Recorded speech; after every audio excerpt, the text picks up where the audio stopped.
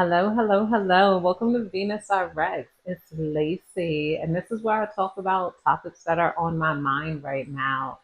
Very into the esoteric and the supernatural. I just escaped Santeria, the Bronx, and then I moved into the Netherlands, which has a dark history. But we're not going to get into that. We're going to talk about me and the process of getting my American Daft visa here, which is a specific type of visa that's offered to American citizens who have their own businesses or are looking to start their own business here in the Netherlands. I screwed up a bunch of times, but I figured it out because it was just like, oh goodness. Let's see. I basically hired a lawyer to go ahead and put the paperwork through for me after talking with a bunch of different lawyers and whatnot. I eventually ended up with a lawyer that was from Philadelphia, and everything's put through and it's on their way here. What was the first step I was supposed to do after contacting the lawyer was to look for an apartment. And I think that's where we left off at. I found an apartment just in time in the same week that my Daft visa, not my Daft visa, my 90-day visa was going to expire. So I had just enough time to put in my Daft, and they're like, as long as we got your paperwork in on time, then you're good. You're clear and blah blah blah blah blah.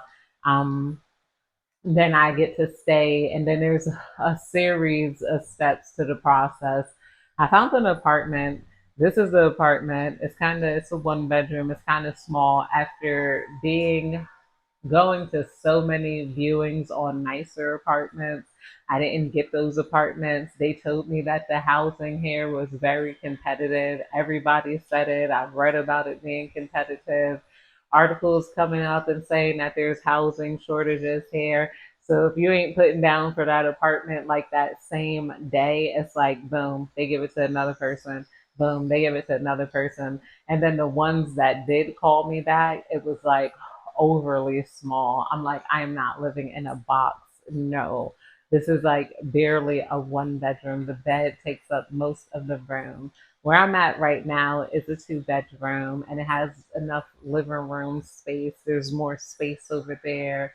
There's a closet. There's a nice um the bathroom is kind of big. I'm not gonna lie. The bedroom is normal size. This is pretty much, maybe a little bit bigger than my apartment in the Bronx.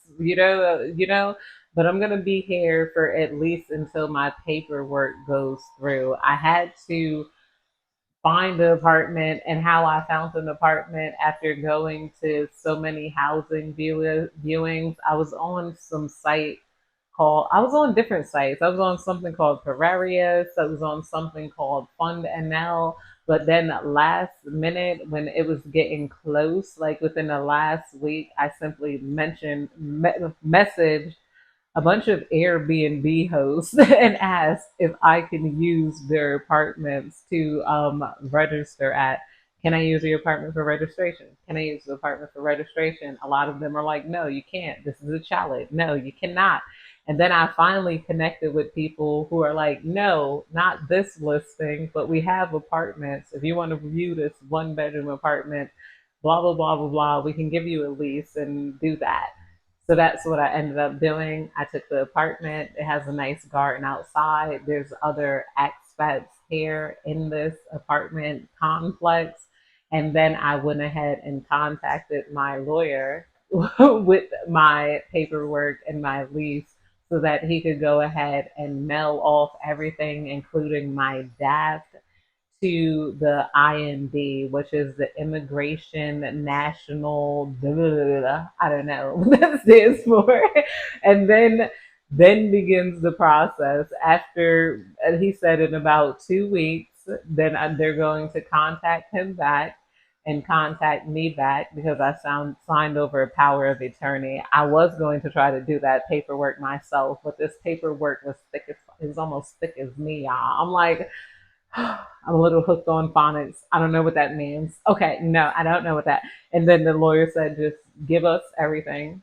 We're gonna fill out the paperwork for you. All you got to do is sign, and then we're mailing it all for you.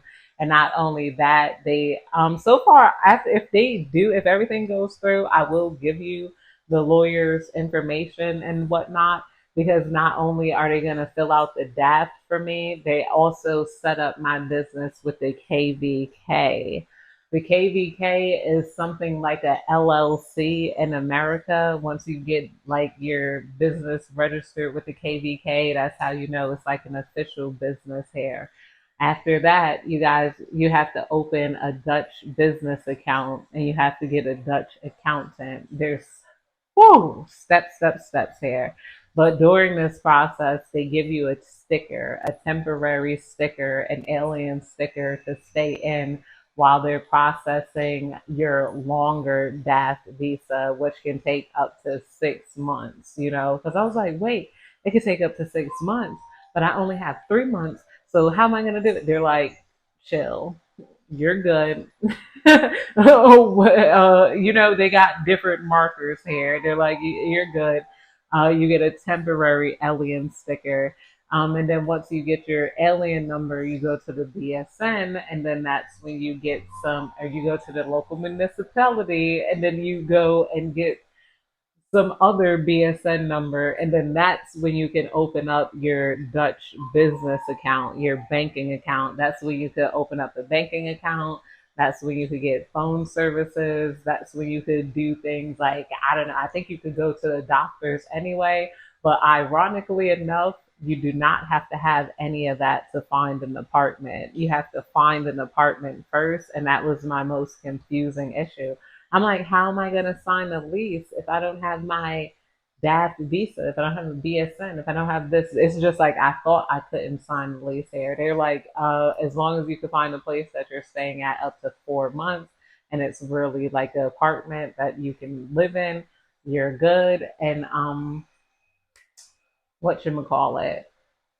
Yeah, then you can use that from then on. And then even to buy a house, apparently you don't really need any information. You can just get an apartment if you can get an apartment, because the housing competition is competitive. So it's less likely that you're going to find an apartment if you don't have all of that together. You know, I noticed I didn't have my stuff together, and a lot of people, there's a lot of realtors. We got housing for expats, there's a lot of places you can find. It's just a matter of digging through. Oh my goodness. So after I'm done with my process, I don't think I'm going to be living here permanently. I'm definitely not. I'm going to look for something a little bit bigger, more rooms so that I can have my art supplies here. Because, you know, I was practicing tattooing. You know, I like to do my hair. You know, I have to have my nail salon. I do my nails too. I know two of them popped off, but I made these. You know, they're really pretty and whatnot. And I want to be able to bring the rest of my stuff from out of storage in New York City. As far as living here, yes, it's been way more comfortable, way more relaxed than the Bronx is. Of course, I still do want to do the supernatural stuff. I want to go back and do a Blair Witch Project type thing. We're in the woods here. But I've been basically just enjoying myself. I've been taking walks. I haven't been partying much. I've been enjoying the deep, rich scenery. I probably plug in some of the scenery, especially since it's fall time. I've been enjoying the trees turning colors. Where I'm at right now is like I'm surrounded by wooded areas and I'm surrounded by farms. And it's like, even like, I don't know. I'm like, this is definitely where aliens or crop circles had to come up at. And I was looking into it, and crop circles were found here in the Netherlands, and other places in the United States and in Canada. So I was gonna look up and research some of that and see what it's all about. But I've been pretty much just adjusting, doing my tarot readings. I haven't had a lot on my mind outside of like getting my visa. I had slowed down for a minute because the situation was more complicated than I understood. So I didn't want to be giving the wrong information here. I feel like ultimately it was best for me to go ahead and hire an immigration lawyer and turn that process over to them because I'm like a headache.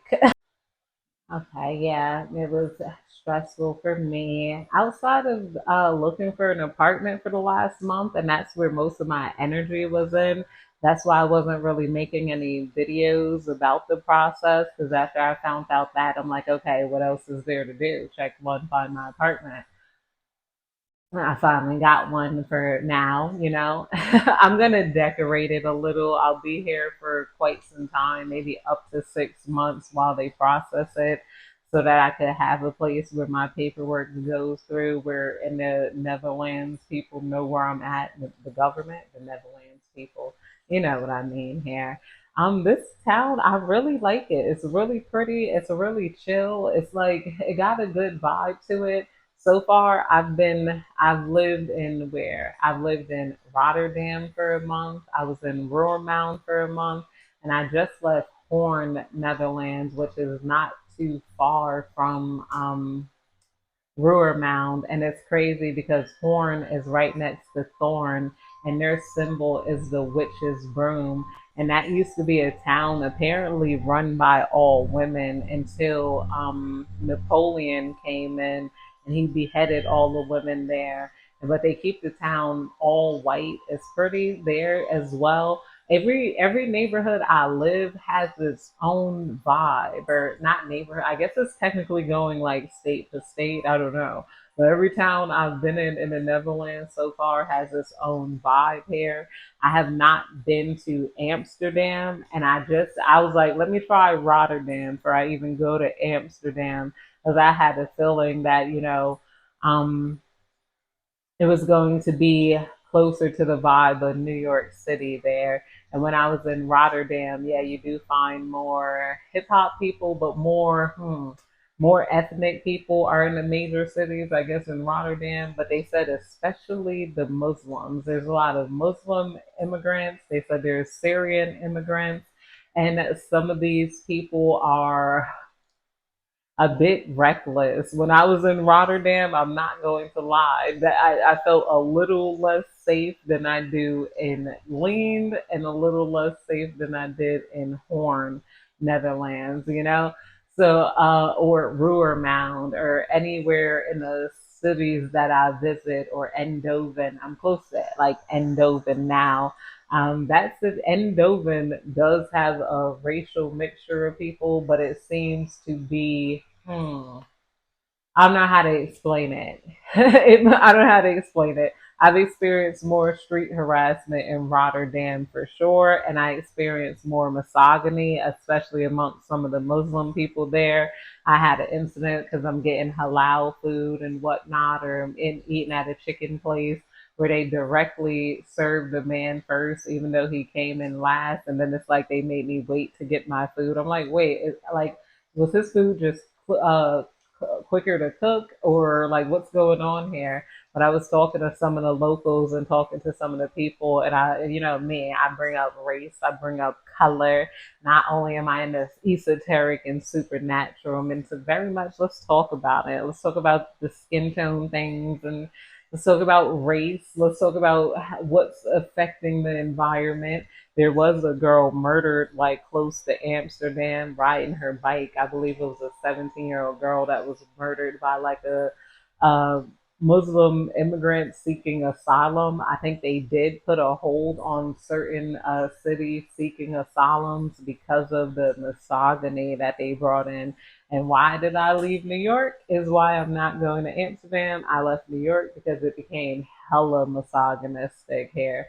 Even though I was realizing there's some women that don't get approached in New York, and as much as others, but then there's a lot of us that's been followed. I was followed, I was threatened, I was harassed. Of course I get catcalled out the ass. I learned to ignore it being there those last 9 years, but it seems like things were getting increasingly violent towards women. They punched like 24 women in the face, knocked them out cold, and the guy was released right after that, or the police just don't seem to care. If you're a female, you got in some sort of sexual harassment incident, you contact the police. They're not gonna care. I've had somebody grab my butt on the subway, and then that's when I stopped. I've had somebody grab my butt, touch my arm, and I've been followed before, like home plenty of times. Well, like and they're mostly the assailants. They're either black, Hispanic,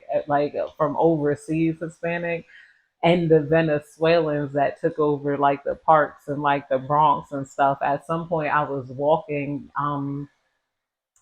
through an exercise path. It might not have been in the Bronx because typically when I lived in New York City, I would walk from the Bronx all the way to Harlem, or I would walk from the Bronx. I would cross the 145th Bridge and I would walk all the way to Riverside Park. But before you hit Riverside, I think that's Riverside Park, where because there's like so many parks on Riverside. But either way, it was like one of my favorite like exercise trails. I've gained 30 pounds since I was in New York, and I've had those incidents where it was getting increasingly more scary because then I was not out walking as much. It's like, I was walking through the parks and then I see a group of people sitting there. I'm like, whoa. And it's just like their whole vibe was off. I'm like, because the Bronx has a lot of Hispanics in it. New York City in general does. But I'm like, these are different. Like, these are like, fresh off the boat. Like these got to be something different there. But either way, I'm walking, and something told me don't even walk past these people. I'm like, I'm gonna walk past. I'm gonna keep going.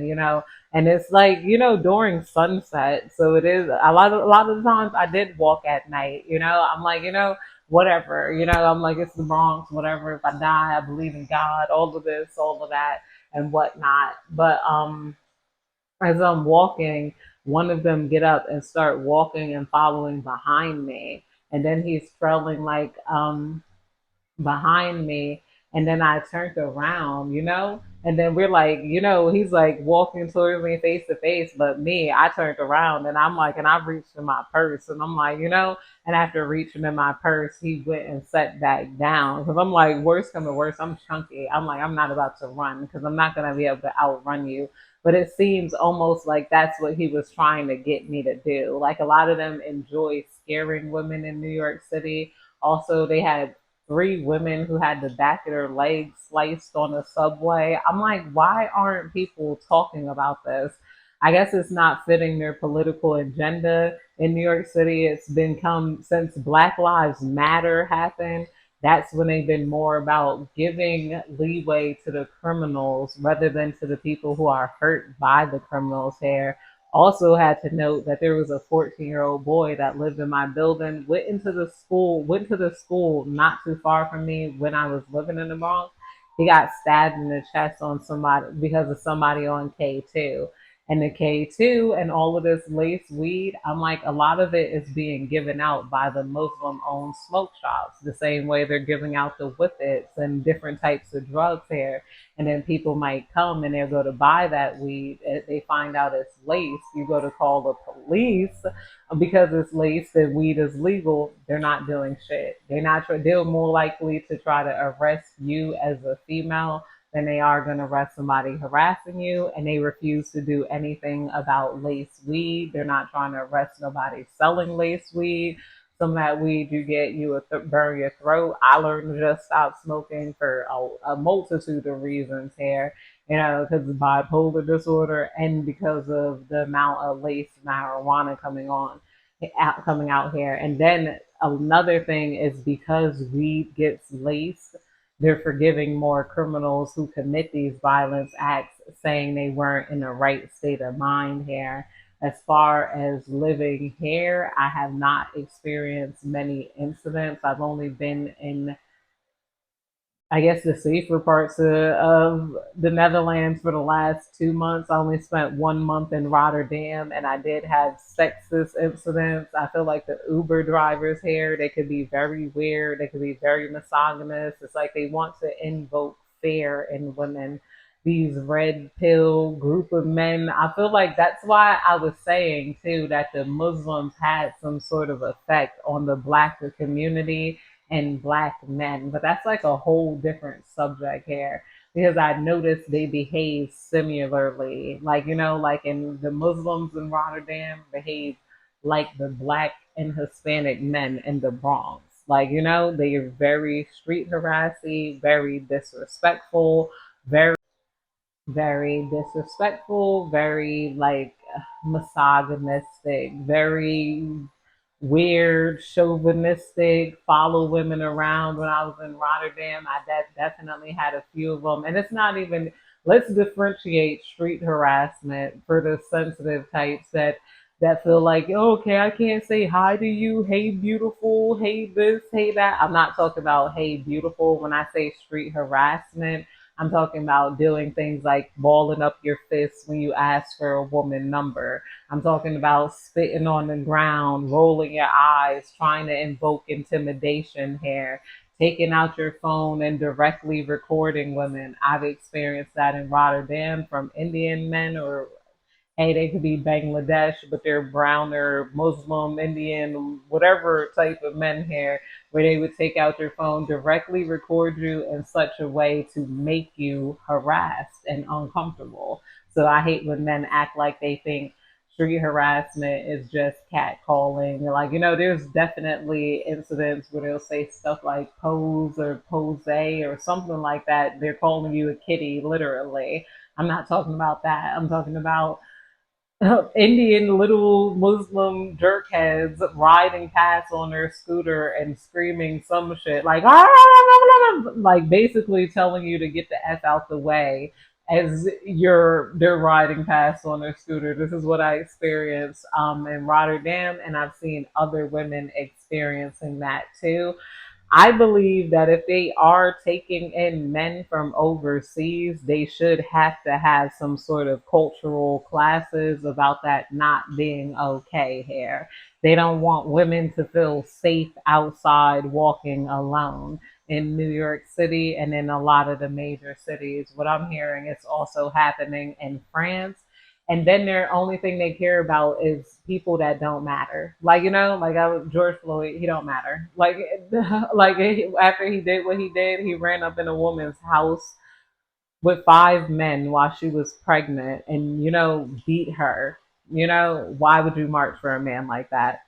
I'm like, that was propaganda to get you to feel like women's safety don't matter, or if they want some sort of safety, they should be with a man 24/7, and a man that's willing to what? Like get respect from these criminals or other men here.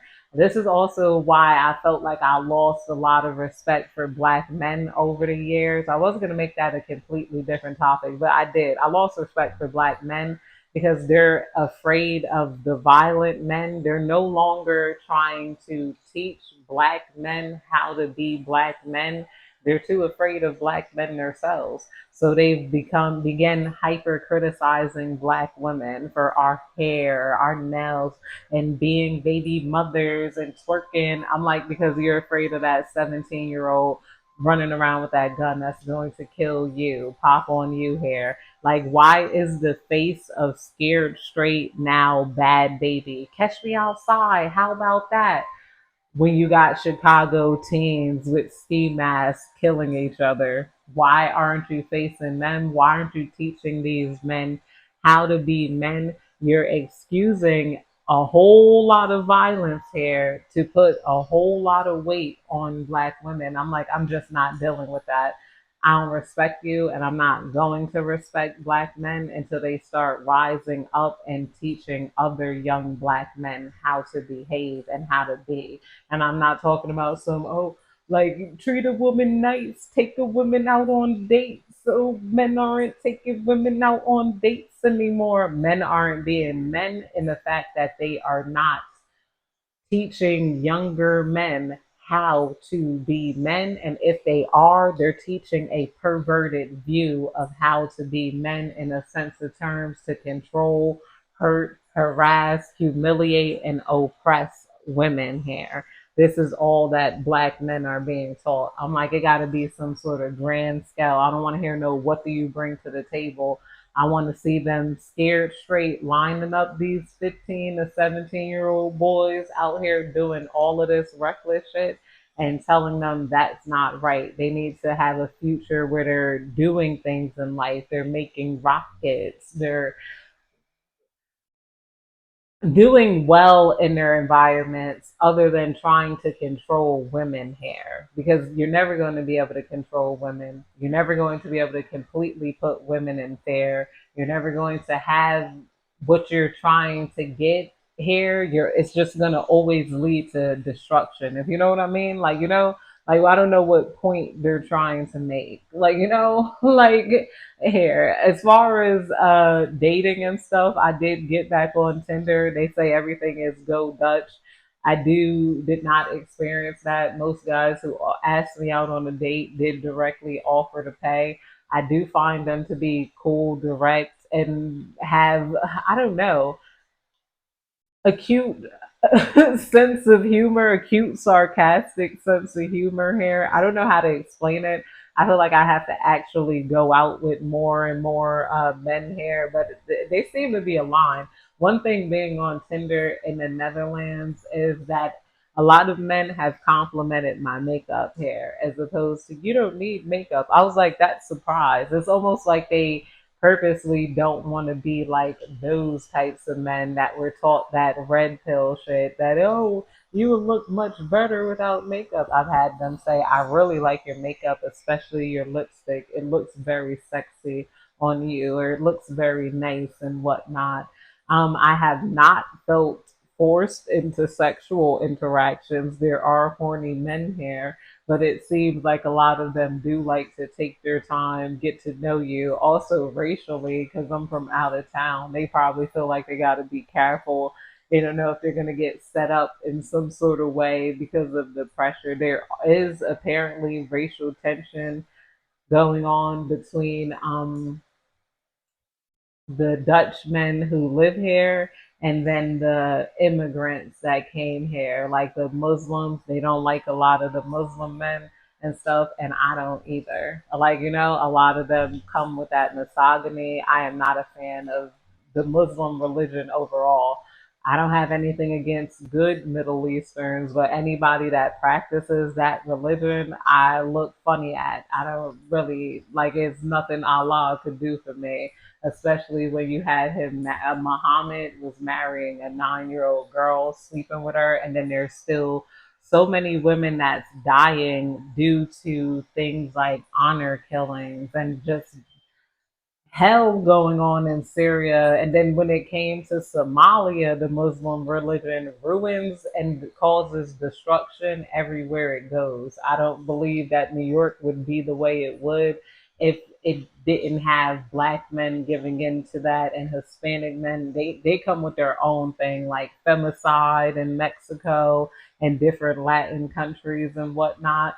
Those men need to rise up and learn how to be men. That's why I refuse to listen to any sort of criticism from like any man these days. I'm like, y'all gotta fix what's going on here. There's big problems here. I'm not worried about my makeup, BBLs, and all of that stuff. But I guess, that's where I'm gonna end it at. I feel like I will talk more about what my life in the Netherlands. I'll probably start showing you the meals I eat and what is my day-to-day life like.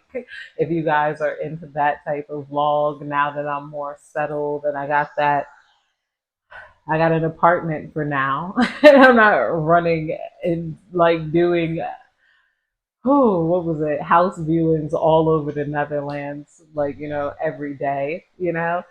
But yeah, because now I just gotta chill out, wait for everything to go through, and everything should be okay here. But that's it, you guys. I hope you have a good day, night, evening, whenever you're catching this catch up with me thing. I'm gonna try to stick to making at least 1 to 2 videos a week about what I'm doing here.